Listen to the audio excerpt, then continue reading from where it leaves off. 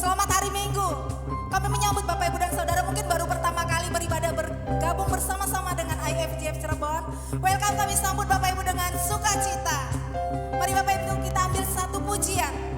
Oleh darah anak domba, kita percaya bahwa kita semua orang yang sudah ditebus oleh darah anak domba. Amin. Yang percaya mari kita angkat satu pujian ini. Oleh darah anak domba, oleh kesaksian kita, iblis dikalahkan, kuasanya dihancurkan oleh darah anak domba, oleh darah anak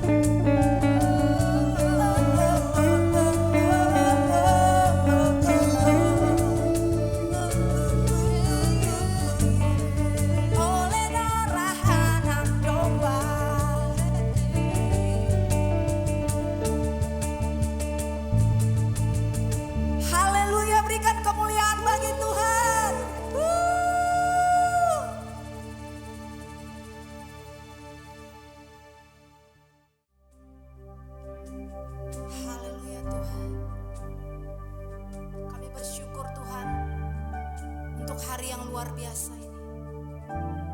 Kami mau masuk dalam hadirat-Mu lebih lagi Tuhan. Biarlah Roh-Mu mengurapi setiap kami, memenuhi setiap kami. Kami percaya Tuhan pada saat kami menyembah Engkau masuk dalam hadirat-Mu, ada urapan Allah yang mengalir dalam setiap kami Tuhan. Bahkan setiap umat-Mu yang mengikuti ibadah ini boleh diberkati, boleh diubahkan, boleh dipulihkan, boleh dikuatkan ya Tuhan. Kami bersyukur Tuhan. Kami sembah Engkau di dalam roh dan kebenaran.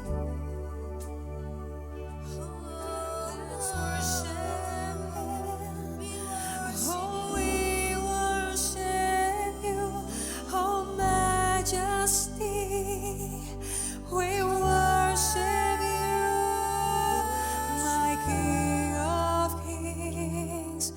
We worship you, my Majesty. We adore you. Oh, we sing, we worship you, my Majesty. We worship you, my King of Kings. We worship you, my Majesty. We worship you, God. You are so good.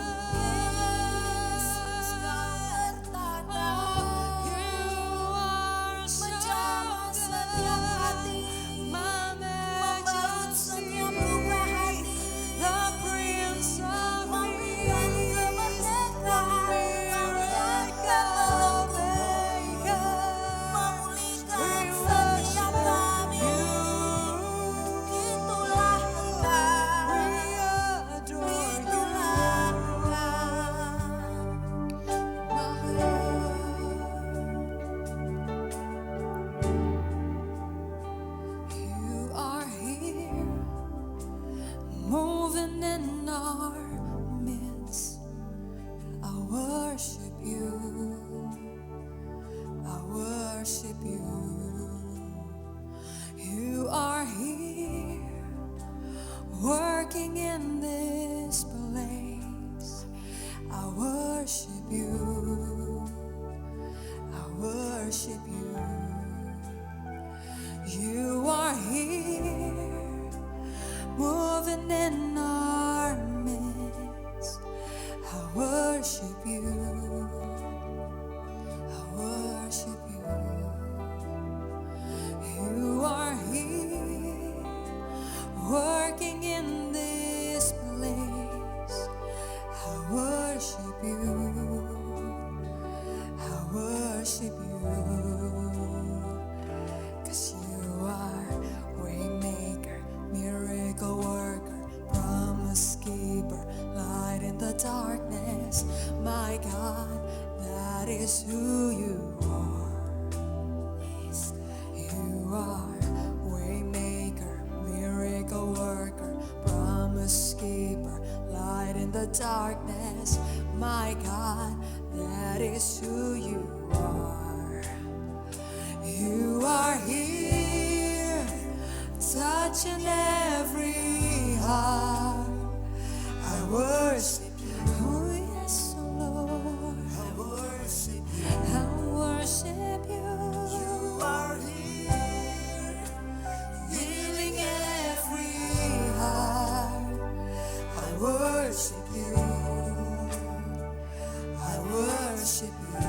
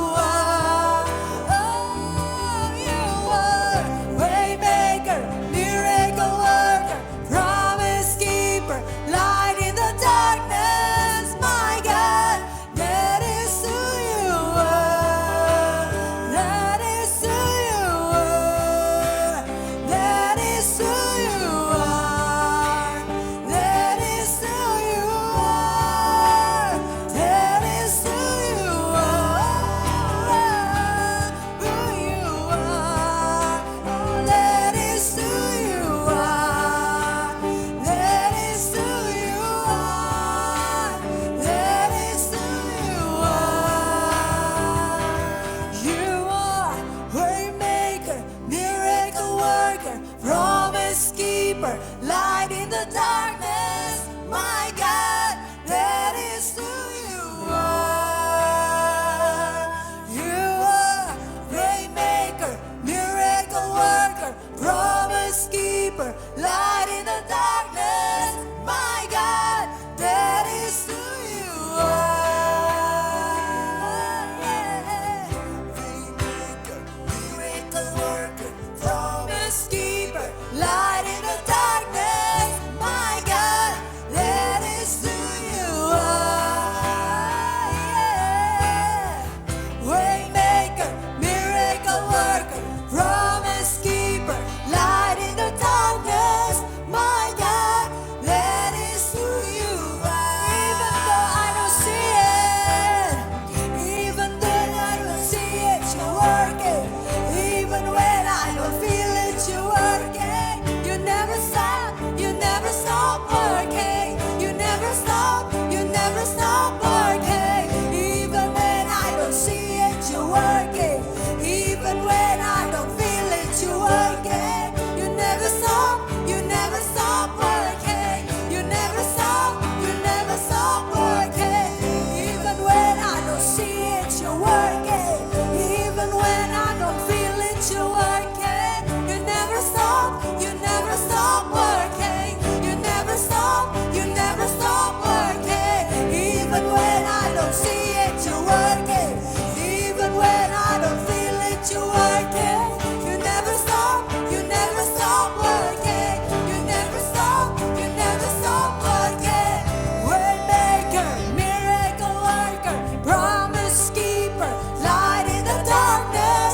My God, that is who you are. You are waymaker, miracle worker, promise keeper, light in the darkness. My God, that is who you are. That is who you are. That is who you are. That is who you are. That is who you are. That is who you are. That is who you are. That is who you are. That is who you are.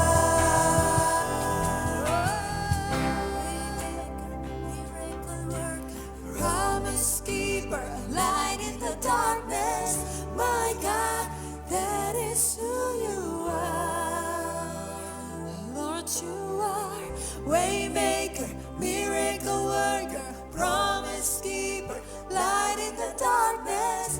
My God, that is who you are.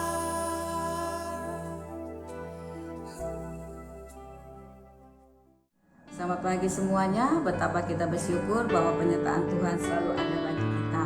Sebelum kita menaikkan doa syafaat dan ucapan syukur, mari kita membaca firman Tuhan yang tertulis dalam Mazmur 119 ayat 2. Berbahagialah orang-orang yang memegang peringatan-peringatannya, yang mencari Dia dengan segenap hati.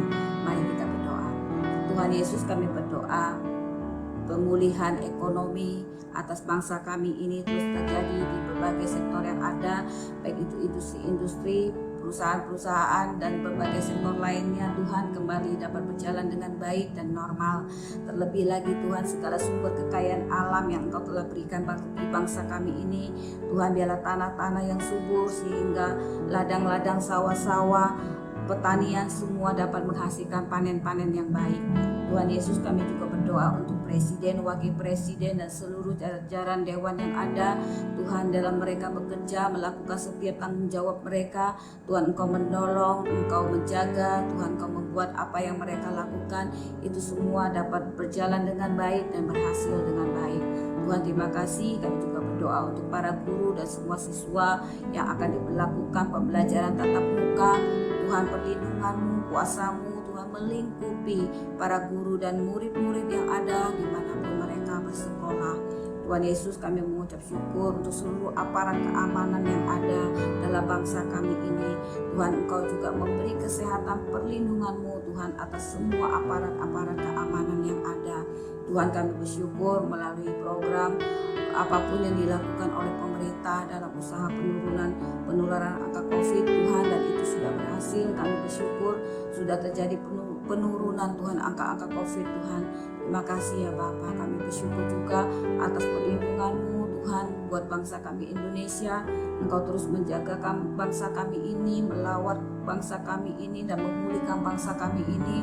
Biarlah kesejahteraan atas kota kami, kesejahteraan atas rakyat Indonesia Tuhan, semua itu Tuhan terus terjadi yang membawa bangsa kami ini semakin maju, yang membawa bangsa kami ini boleh menjadi berhasil Tuhan, dan yang membawa bangsa kami ini Tuhan menjadi berkat bagi banyak bangsa yang lain. Terima kasih ya Tuhan, kami naikkan doa-doa kami dalam nama Tuhan Yesus Kristus. Haleluya, amin.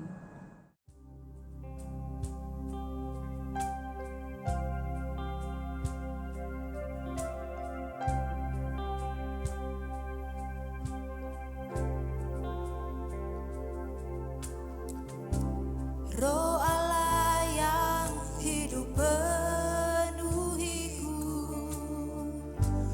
Roh Allah yang hidup pulihkanku, turunlah urapan ke atasku, membangkitkan kuasa-Mu. Roh Allah yang hidup penuhiku, Roh Allah yang hidup pulihkanku, turunlah urapan ke atasku, membangkitkan kuasa-Mu, membebaskan hidup yang terbelenggu, memulihkan hati mereka yang terluka, serta mencelikan mata yang buta. Jadikan hidupku alatmu, dipenuhi urapan baru, menyatakan kebesaran kuasa-Mu.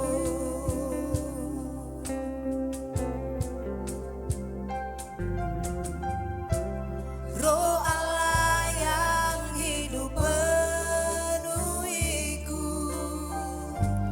Roh Allah yang hidup pulihkanku, turunlah urapan ke atasku, membangkitkan kuasa-Mu. Roh Allah yang hidup penuhiku, Roh Allah yang hidup pulihkanku, turunlah urapan ke atasku, membangkitkan kuasa-Mu, membebaskan hidup yang terbelenggu, memulihkan hati mereka yang terluka, serta mencelikan mata yang buta. Jadikan hidupku alatmu, dipenuhi urapan baru, menyatakan kebesaran kuasa-Mu, membebaskan hidup yang terbelenggu, memulihkan hati mereka yang terluka, serta mencelikan mata yang buta. Jadikan hidupku alatmu, dipenuhi urapan baru, menyatakan kebesaran kuasa-Mu.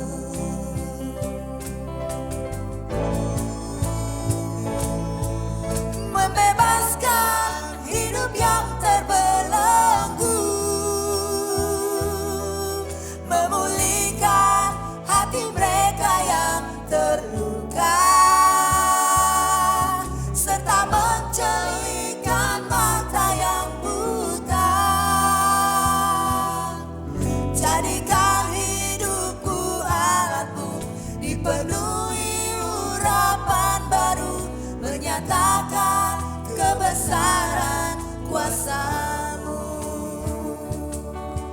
Jadikan hidupku alatku, dipenuhi urapan baru, menyatakan kebesaran kuasa-Mu. Jadikan hidupku alatku, dipenuhi urapan baru, menyatakan kebesaran kuasa-Mu.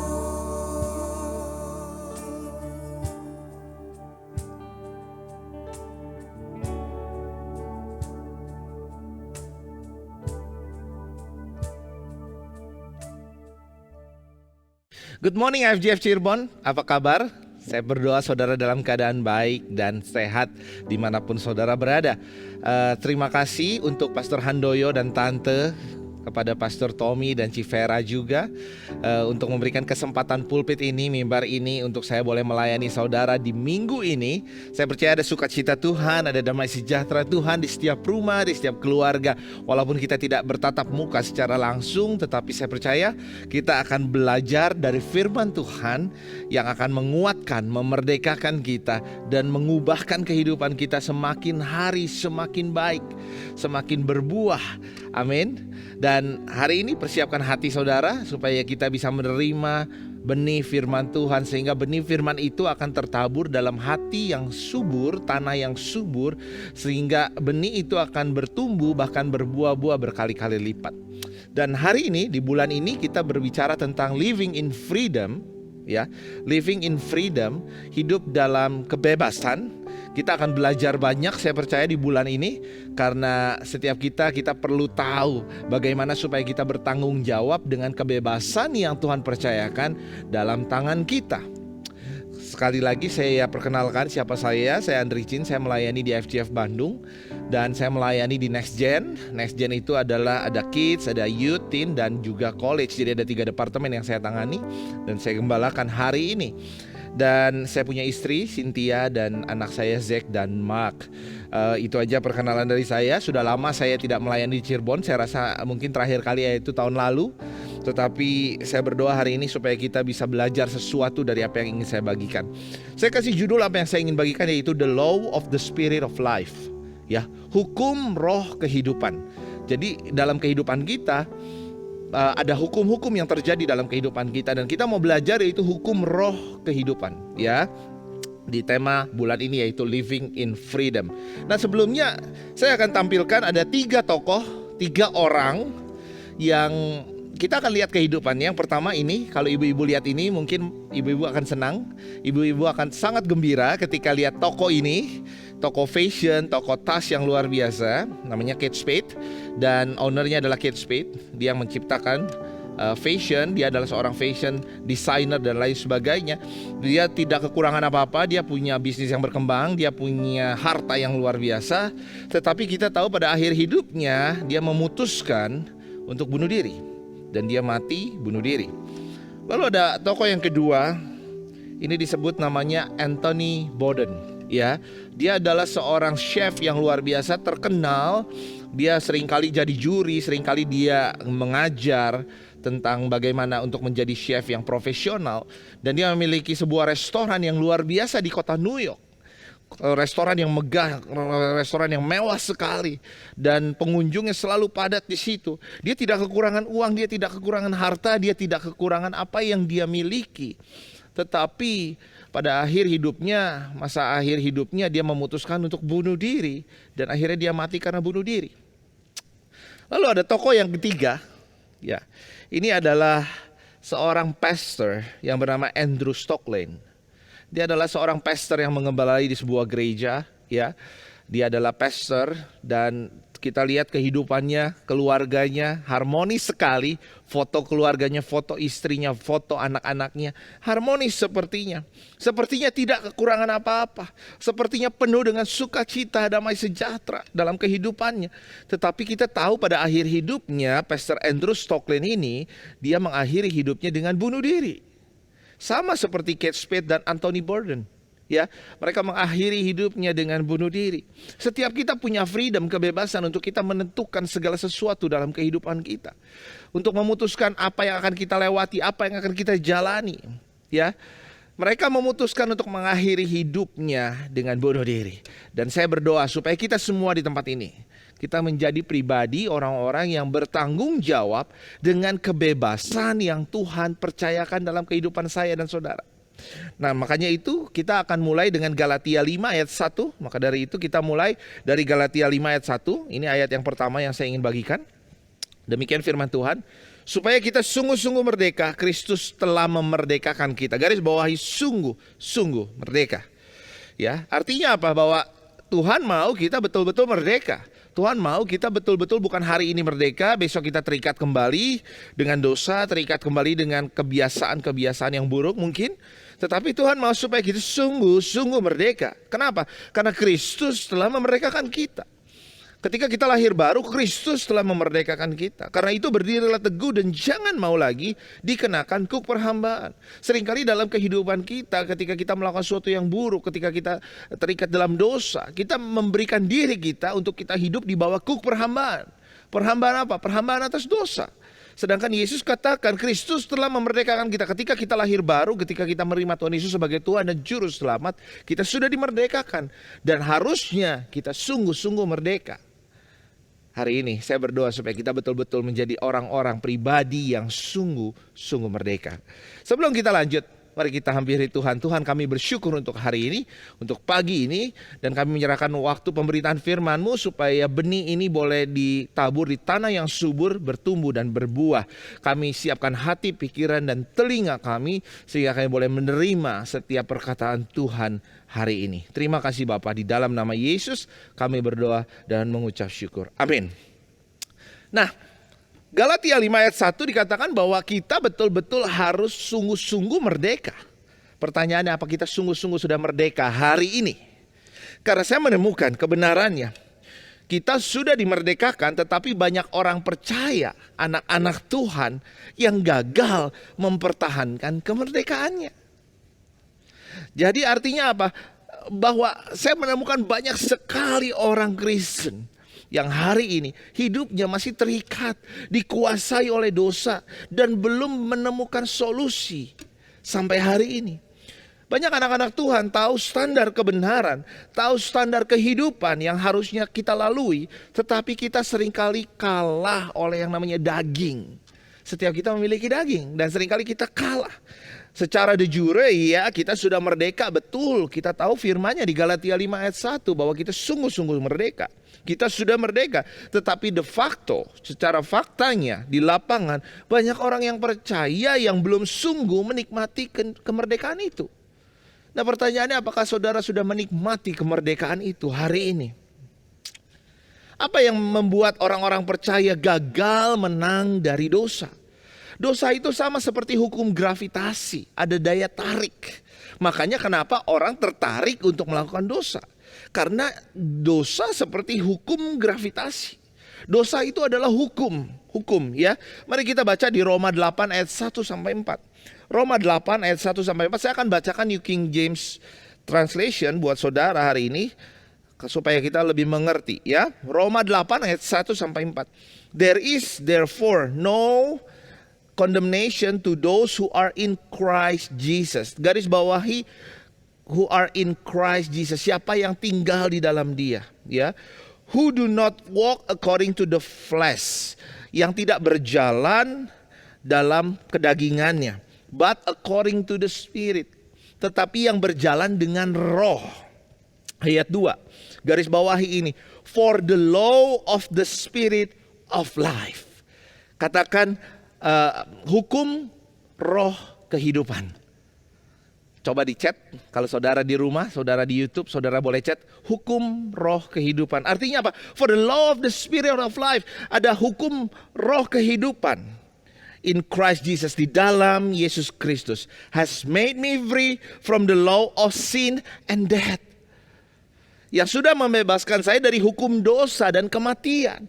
Artinya kalau kita mau hidup di luar dosa, tidak terikat lagi dengan dosa. Dosa itu seperti hukum gravitasi.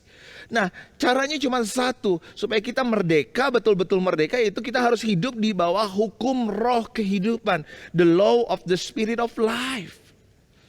Dikatakan di sini, the law of the Spirit of life in Christ Jesus has made me free from the law of sin and death. For what the law could not do in that it was weak through the flesh, God did by sending his own Son in the likeness of sinful flesh. On account of sin, he condemned sin in the flesh. Ayat 4, that the righteous requirement of the law might be fulfilled in us who do not walk according to the flesh but according to the Spirit. Kita tidak lagi hidup berjalan dengan kedagingan kita, tetapi kita hidup berjalan bersama dengan Roh. Makanya hukum dosa itu hukum, sekali lagi, hukum itu tidak berlaku untuk cuma 1-2 orang. Kalau tadi saya kasih tahu ada Kate Smith, ada Anthony Borden, mereka mungkin bukan orang-orang yang betul-betul kenal siapa Tuhan, tetapi di situ ada Pastor Andrew Stocklin, ya. Di situ dikatakan dia juga bunuh diri. Artinya bahwa hukum dosa ini bukan cuma berlaku untuk orang-orang yang di luar Tuhan, tetapi untuk kita anak-anak Tuhan, hukum ini ada. Dan caranya untuk melawan hukum ini, hukum gravitasi ini, hukum dosa ini adalah dengan the law of the Spirit of life. Dengan hukum roh kehidupan. Hanya di dalam Dia, di dalam Kristus, berjalan bersama rohnya setiap hari, maka kita akan bebas dari dosa, dari keterikatan dosa, bebas dari hukum dosa. Ya, sama seperti begini. Sama seperti kalau saudara tahu, saudara naik pesawat, ya. Ketika saudara naik pesawat, saudara sedang melawan hukum gravitasi. Ya, kenapa ada yang melawan hukum gravitasi? Karena dalam pesawat itu ada sebuah hukum yang berlaku, namanya hukum Bernoulli. Ya, hukum Bernoulli adalah hukum yang melawan hukum gravitasi, sehingga kalau saudara naik pesawat terbang, saudara bisa terbang. Artinya saudara sedang melawan hukum gravitasi yang berlaku. Ya, hukum Bernoulli mengatasi hukum gravitasi. Jadi kata kunci di dalam perjanjian baru kita belajar tadi bahwa ada hukum yang bisa menantang hukum dosa, yaitu hukum the Spirit of life, hukum roh kehidupan. Dan kata kuncinya adalah in Christ Jesus, di dalam Kristus.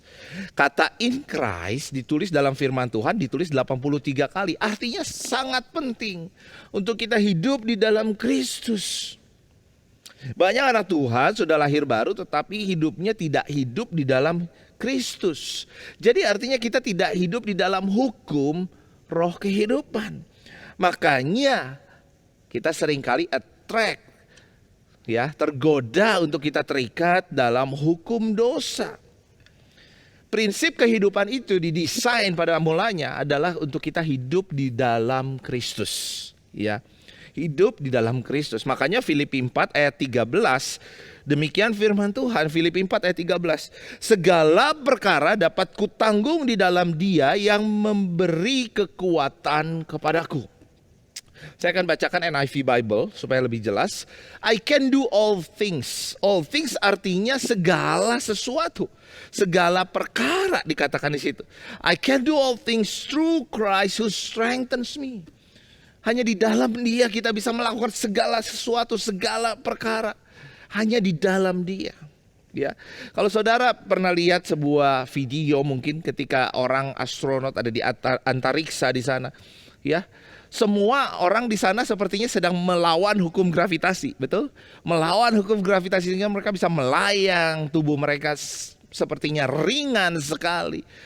Saudara, kalau saudara hidup di dalam Yesus, ketika saudara hidup di dalam Kristus, ya, masalah saudara, perkara-perkara yang saudara hadapi, semuanya sepertinya ringan. Karena sepertinya kita sedang melawan hukum gravitasi. Di situ karena kita hidup di dalam Kristus.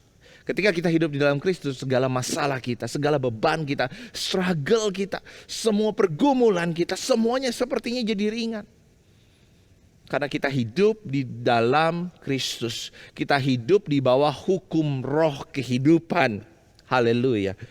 Yohanes 15 ayat 5 mengatakan demikian. Akulah pokok anggur dan kamulah ranting-rantingnya. Barang siapa tinggal di dalam aku dan aku di dalam dia, ia berbuah banyak. Sebab di luar aku kamu tidak dapat berbuat apa-apa. Dikatakan di luar aku kamu gak bisa ngapa-ngapain. Masalahmu jadi besar, masalahmu jadi berat, pergumulanmu jadi berat. Tetapi kalau kamu tinggal di dalam aku, ia akan berbuah banyak. Ketika kita tinggal di dalam Kristus, kita tidak tertarik dengan hukum dosa. Karena kita hidup di bawah hukum roh kehidupan. Amin. Katakan amin di chat. Saudara hari ini katakan amin. Yes, saya mau hidup di dalam Kristus. Nah, bagaimana caranya kita tinggal di dalam Kristus? Itu kan pertanyaannya. Ya. 1 Korintus 1 ayat 30. Demikian firman Tuhan 1 Korintus 1 ayat 30, tetapi oleh Dia kamu berada dalam Kristus Yesus yang oleh Allah telah menjadi hikmat bagi kita. Ia membenarkan dan menguduskan dan menebus kita. Ya, saya suka NLT, New Living Translation Bible, dikatakan demikian. God has united you with Christ Jesus. For our benefit, God made him to be wisdom itself. Christ made us right with God. He made us pure and holy, and He freed us from sin. Jadi yang bisa membuat kita tinggal di dalam Kristus yaitu Yesus sendiri. Dikatakan God has united you with Christ Jesus. Jadi ketika kita lahir baru menerima Dia sebagai Tuhan dan Juru Selamat, Dia sudah unite us. Dia sudah mempersatukan kita dengan Kristus Yesus. Artinya kita sudah ada di dalam Dia. Ada kasih karunia Tuhan, ada anugerah Tuhan di situ. Tetapi perjuangan orang percaya bukan masuk ke dalam Dia atau hidup tinggal di dalam Dia. Tetapi bagaimana kita selalu berada di dalam Dia, itu pertanyaannya.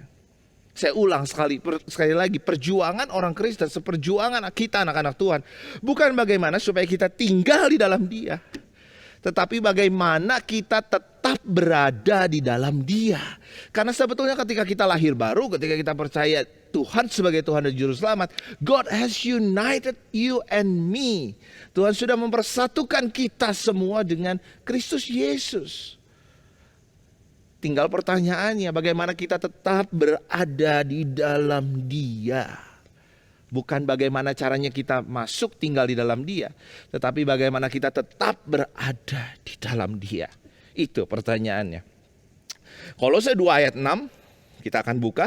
Kolose 2 ayat 6 dikatakan, kamu telah menerima Kristus Yesus. Saya percaya saya dan saudara hari ini sudah menerima Kristus Yesus sebagai Tuhan dan Juru Selamat. Tuhan kita, betul? Karena itu hendaklah, garis bawahi ini, karena itu hendaklah hidupmu tetap di dalam Dia. Garis bawahi itu, hidupmu tetap di dalam Dia. Artinya bahwa kita sudah tinggal di dalam Dia. Tetapi bagaimana kita hendaklah hidup kita tetap tinggal di dalam Dia. Kita tetap berada di dalam Dia, di bawah roh kehidupan, di bawah hukum roh kehidupan. Itu pertanyaannya hari ini. Supaya kita tetap tinggal di dalam Dia. 1 Yohanes 3 ayat 6 dikatakan demikian, karena itu setiap orang yang tetap berada di dalam Dia tidak berbuat dosa lagi. Saya ulang sekali lagi, 1 Yohanes 3 ayat 6. Karena itu setiap orang yang tetap berada di dalam Dia. Kalau kita tetap berada di dalam Dia, kita tetap berada di bawah hukum roh kehidupan. Kita tidak berbuat dosa lagi. Setiap orang yang tetap berbuat dosa tidak melihat dan tidak mengenal Dia. Pertanyaannya hari ini, apa kita mengenal Dia? Apa kita melihat Dia? Apakah kita tetap berada di dalam Dia, di dalam Kristus Yesus yang memerdekakan kita? Karena kalau kita mau sungguh-sungguh merdeka, kita harus tetap berada di dalam Dia. Kita hidup di bawah hukum roh kehidupan. So, pertanyaannya hari ini, kita mengenal Dia? Kita tahu siapa Dia? Kalau saudara belum mengenal Dia, belum tahu siapa Dia, saudara perlu mengenal Dia. Baca firman Tuhan hari ini. Baca firman Tuhan bukan supaya kita tinggal di dalam Dia, tidak. Tetapi baca firman Tuhan supaya kita mengenal Dia. Ketika kita mengenal Dia, kita akan tetap berada di dalam Dia. Di dalam kuat kuasanya, di dalam kasihnya, di bawah hukum roh kehidupan. Kenali Dia, siapa Dia. Ya, sama seperti kalau kita dalam pesawat, ya. Saudara pernah kalau saudara dalam pesawat, itu sedang ada hukum yang terjadi, hukum Bernoulli, tadi kita belajar, hukum Bernoulli yang terjadi, sehingga itu sepertinya kita sedang melawan hukum gravitasi. Saudara, ketika saudara di pesawat, saudara bisa terbang, betul? Tetapi kalau saudara keluar dari pesawat, apa yang terjadi? Ya saudara akan jatuh ke bawah, karena ada hukum gravitasi yang berlaku, betul? Nah, hari ini, kalau kita mau tidak tertarik dengan dosa, hukum dosa, kita harus hidup di bawah hukum roh kehidupan. The law of the spirit of life. Katakan amin. Amin. Nah, kita perlu tahu hari ini, ya. Kita perlu tahu siapa dia, kita perlu mengenal siapa dia. Dan selebihnya tugas kita adalah seringkali kita melakukan sesuatu untuk kita tinggal di dalam dia, tetapi yang hari ini Tuhan mau kita mengenal siapa dia, kita tahu siapa dia, siapa Tuhan kita. Lalu yang kedua, ya, selain mengenal dia, kita perlu mengenal diri kita sendiri, identitas kita, ya. Kata true identity ini kita perlu mengenal siapa diri kita di dalam dia. Kita mengenal nggak siapa kita, true identity kita, identitas yang benar di hadapan Tuhan, siapa diri kita. Karena mengetahui identitas kita ini penting supaya kita tidak terkecoh dengan tipu muslihat iblis dan kita tetap tinggal di dalam dia. Karena kita tahu siapa dia. Kalau kita tahu kita anak Tuhan, kita anak Allah, kita anak Allah yang sudah dimerdekakan, maka kita akan tetap hidup di bawah kasih karunia-Nya dia. Ya, makanya perlu mengenal siapa diri kita, true identity kita siapa. Ada seorang bernama Benjamin Kyle. Benjamin Kyle ini adalah seorang dari Georgia. Dia ditemukan dia habis dipukulin, terlanjang, dan dia tidak sadar di belakang sebuah Burger King, restoran Burger King, ya. Dan dia langsung dilarikan ke rumah sakit, dan ternyata di rumah sakit dia sudah menderita amnesia untuk 8 tahun. Ya. Dan gak ada seorang pun yang tahu siapa ini orang. Ya, siapa ini orang? Dia dipukulin, beaten, semuanya hancur mukanya, dan dia telanjang, dan dia gak sadarkan diri. Sampai FBI lakukan tes fingerprint, dan dia tidak menemukan siapa ini orang. Lalu ada seorang dokter yang namanya Dr. Phil. Dia melakukan TV show secara nasional. Lalu dia bilang di TV nasional, dia bilang bahwa siapa ada saudaranya yang kenal siapa ini orang. Kalau ada mungkin bisa klaim siapa ini orang. Dan dia cari siapa yang kenal sama ini orang. Ternyata tidak ada. Bahkan dia menugaskan sebuah private investigator, ya, untuk menemukan siapa identitas orang ini yang ditemukan di belakang Burger King yang telanjang, yang dipukulin habis-habisan, dan gak ada orang yang kenalin. Bahkan ada seorang susternya namanya Kathleen, dia adalah yang merawat ini orang, ya, dan dia merawat ini orang di rumahnya secara perlahan dengan kasih dan lain sebagainya selama 10 tahun, tetapi dia udah lupa siapa dirinya. Dan finally dia dikasih identitas, yaitu namanya Benjamin Kyle, ya, Benjamin Kyle. Tetapi sangat sedih sekali ketika saya baca history, cerita sejarah tentang Benjamin Kyle. Saya sangat sedih kalau saya membayangkan diri saya tidak punya identitas, saya nggak tahu siapa diri saya. Sangat menyedihkan, saudara. Nah, pertanyaannya, saudara tahu nggak identitas siapa apa yang ada dalam diri saudara? Saudara tahu nggak siapa saudara? Saudara tahu nggak siapa saudara? Orang yang dimerdekakan oleh Tuhan ribuan tahun yang lalu sehingga dia mau datang ke dunia ini untuk saudara dan saya. Kita tahu nggak identitas kita? Hati-hati, hari-hari ini kita tahu dengan identity theft, ya. Ada orang yang mencuri identitas kita, makanya ada yang mungkin sering ketipu di telepon dan lain sebagainya, ya.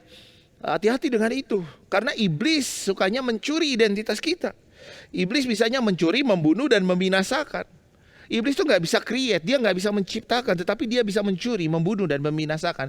Dan yang dia lakukan adalah mencuri identitas kita, sehingga kita lupa dengan siapa diri kita di hadapan Tuhan, sehingga kita lupa bahwa siapa diri kita. Dan iblis biasanya dari situ, ketika dia mencuri identitas kita, maka attraction atau daya tarik dosa akan masuk di situ. Ya, hati-hati, setan. Yang dia lakukan, dia menghapus identitas kita, mencuri identitas kita, sehingga kita lupa siapa diri kita. Bagaimana dia bisa mencuri identitas kita? Banyak. Seringkali mungkin kita yang sering kita pikirkan adalah apa yang dikatakan orang tua kita tentang kita. Apa yang dikatakan partner kita, mungkin pasangan kita tentang kita. Atau mungkin apa yang dikatakan musuh-musuh kita, atau mungkin teman kita, tentang kehidupan kita hari ini, tentang kehidupan kita di masa lalu. Karena seringkali Satan use hurt and pain in your life to deceive you. Seringkali setan menggunakan rasa sakit hati dalam kehidupan kita untuk deceive, menipu kita, untuk memanipulasi kita. Hati-hati dengan itu. Seringkali juga bitter, angry, kemarahan, rasa dendam, sakit hati, kepahitan, guilty or shame, rasa malu mungkin will make you miss your true identity. Seringkali itu membuat kita melewatkan identitas kita yang sebenarnya di hadapan Tuhan. You can control your mind. Ya, people suggest thought and Satan suggest thought in your life. Setan bisa kasih pikiran-pikiran dalam kehidupan kita, tetapi kita yang bisa mengontrol, mengendalikan pikiran kita. Jadi jangan kehidupan kita dipenuhi dengan rasa marah, rasa malu, bitterness, angry, kepahitan, sehingga kita miss our true identity. Miss siapa diri kita sebenarnya di hadapan Tuhan. Ya, hati-hati, karena seringkali God suggests thought on your mind. We call it inspiration. Tuhan memberikan sesuatu dalam pikiran kita, ya, suggest thought in our mind, dan seringkali kita sebut itu inspirasi. Kalau saudara sedang dengar khotbah hari ini, saudara ada sesuatu dalam pemikiran saudara, itu inspirasi dari Tuhan. Tapi Satan also suggest thought and we call it temptation. Setan juga memberikan pikiran-pikiran dalam kehidupan kita, dan seringkali kita sebut itu yaitu temptation atau godaan. Ya, jangan sampai kita masuk dalam godaan, jebakannya iblis, jebakannya setan, karena setan itu seringkali menaruh sebuah pikiran dalam kehidupan kita.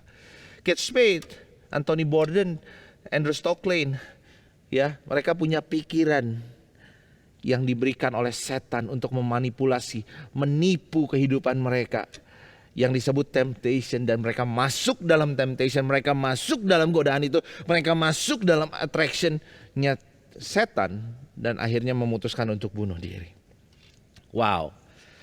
Ada seorang yang bernama Blaise Pascal, ya, dia katakan begini, Blaise Pascal, not only do we know God through Jesus Christ, we only know ourselves through Jesus Christ. Enggak cuman kita tahu tentang Tuhan lewat Yesus Kristus, tetapi kita juga tahu tentang diri kita lewat Yesus Kristus. We only know life and death through Jesus Christ. Kita cuma tahu tentang kehidupan dan kematian lewat Yesus Kristus. Apart from Jesus Christ, lepas dari Yesus Kristus, keluar dari Yesus Kristus, we cannot know the meaning of our life or our death. Di luar Yesus kita tidak mengerti arti definisi dari kehidupan dan kematian of God or of ourselves, tentang kehidupan kita. Jadi kalau saudara mau mengerti tentang siapa diri saudara, true identity, identitas yang benar di hadapan Tuhan seperti apa, kita tidak bisa apart from Jesus Christ. Kita tidak bisa keluar dari Yesus Kristus, hanya di dalam Dia. Maka kita bisa tahu siapa diri kita di hadapan Dia. Nah, saya mau kasih tips, ada 5 fingerprints, ya. Ada 5 fingerprints yang kita mau bahas hari ini. 5 fingerprints ini yang menunjukkan kepada kita siapa diri kita di hadapan Tuhan. Mungkin saudara hari ini lupa dengan siapa dirimu di hadapan Tuhan, tetapi saya mau ingatkan dengan 5 fingerprints hari ini bahwa Tuhan mengasihi saudara dan saya. Yang pertama, I am completely accepted. Saya ini sudah completely accepted, sudah diterima dengan Tuhan luar biasa. Wounds and pain come from rejection, ya. Sakit hati itu datangnya dari penolakan, ya. Tetapi saudara, hari ini saya mau kasih tahu, di hadapan Tuhan kita diterima. I am completely accepted. 1 Petrus 2 ayat 9, Living Bible katakan, you have been chosen by God Himself. Oh my goodness. Tuhan sendiri yang memilih saya dan saudara. 1 Petrus 2 ayat 9, Living Bible. Ya, because God chose me before everything. Tuhan sudah memilih saya dan saudara bahkan sebelum ada apa-apanya, sebelum kita dijadikan. Tuhan memilih saya dan saudara. So you are a chosen one. So I am completely accepted. Ya, Efesus 1 ayat 4, Good News Translation. Efesus 1 ayat 4 dikatakan demikian, even before the world was made, bahkan sebelum dunia dijadikan, God has already chosen us to be His through our union with Christ. Tuhan sudah memilih saya dan saudara, ya, untuk dipersatukan dengan Kristus, so that we would be holy and without fault before Him. Sehingga kita menjadi kudus dan tidak ada celah di hadapan Dia. So hari ini saya mau kasih tahu, you are completely accepted. Kita sudah diterima Tuhan sepenuhnya. Walaupun kita bukan manusia yang sempurna, tetapi Tuhan menerima kita apa adanya. Ya, Titus 3 ayat 7. Titus 3 ayat 7. Saya suka translation dari Century English Version.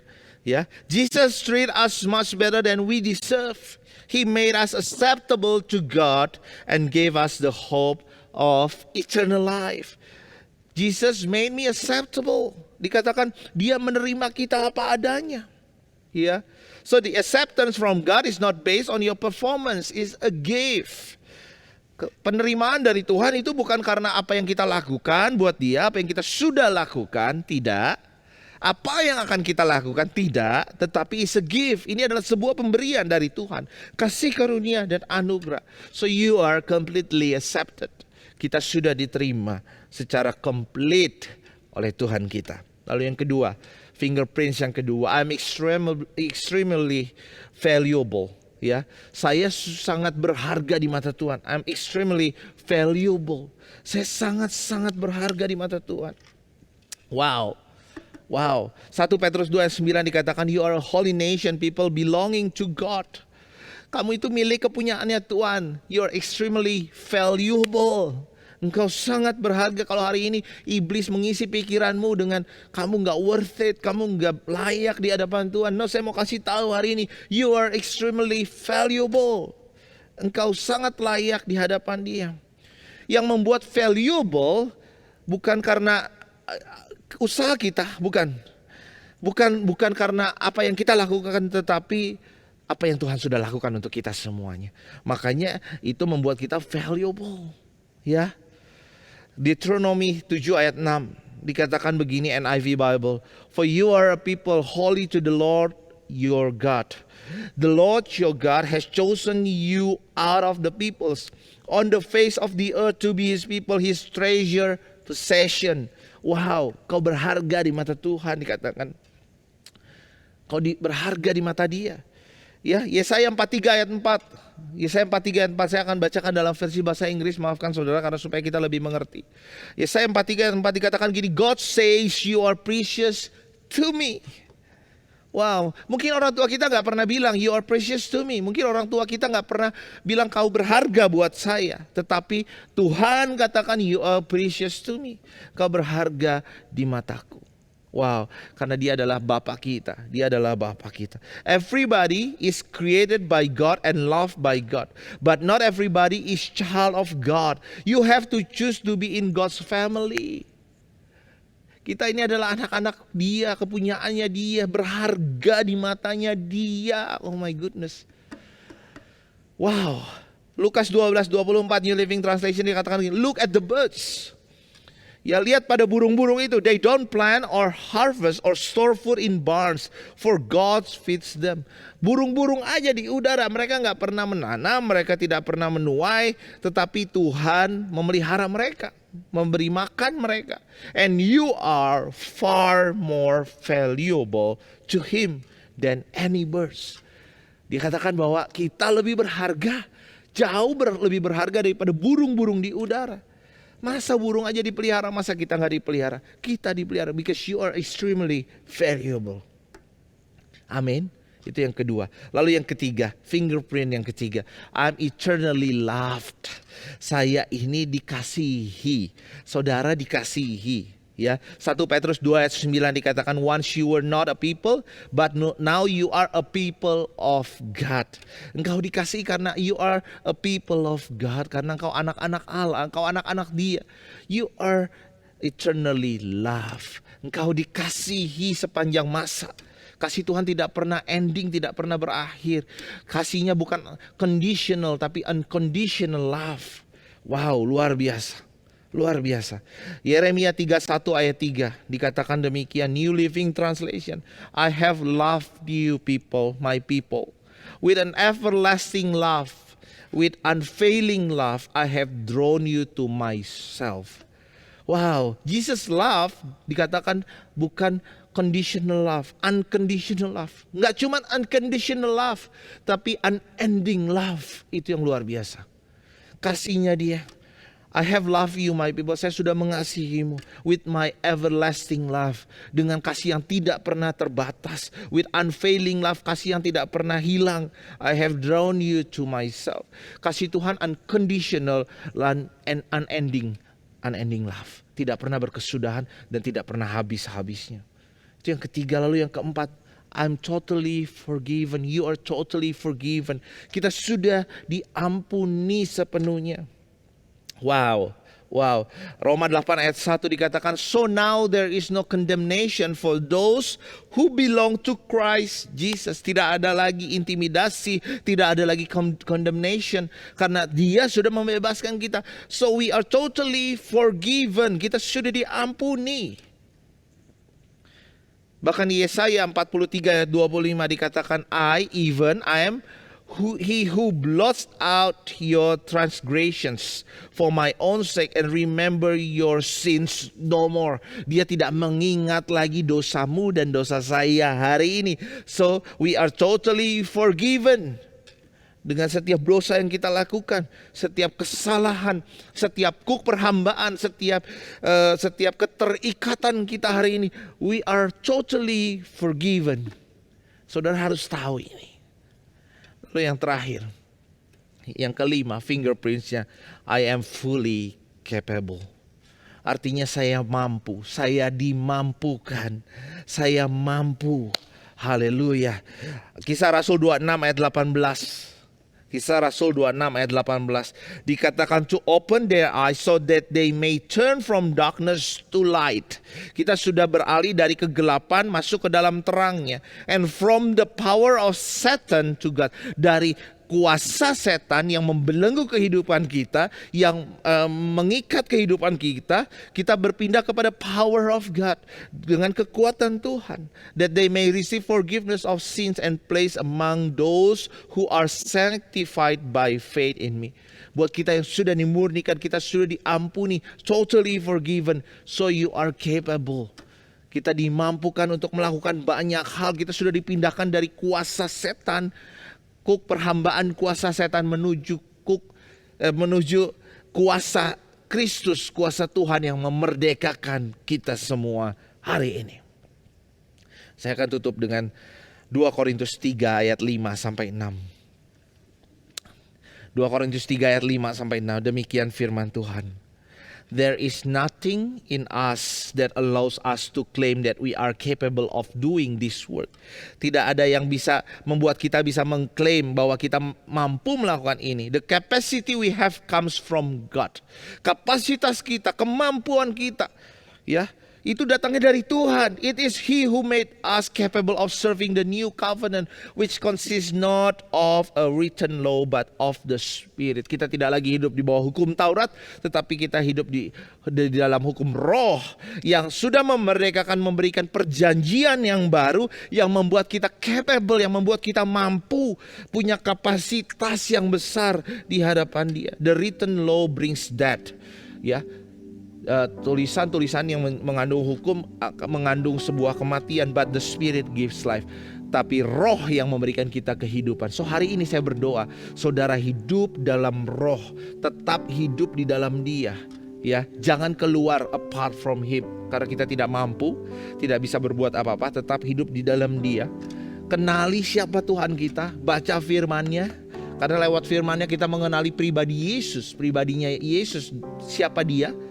Ya, lalu bukan cuma kenal siapa Dia, tetapi kenali diri kita, supaya kita tahu true identity kita, ya, identitas kita yang benar di hadapan Tuhan. Ya, identitas yang benar ada 5 hari ini, fingerprints yang saya bagikan kepada saudara. Saya akan recap sedikit. Yang pertama, apa saudara? I'm completely accepted. Saya dan saudara sudah diterima dengan luar biasa. Kalau mungkin orang dunia menolak kita, orang di kantor kita menolak kita, teman kita menolak kita, parents kita menolak kita, but you are completely accepted by God. Kita sudah diterima oleh Dia.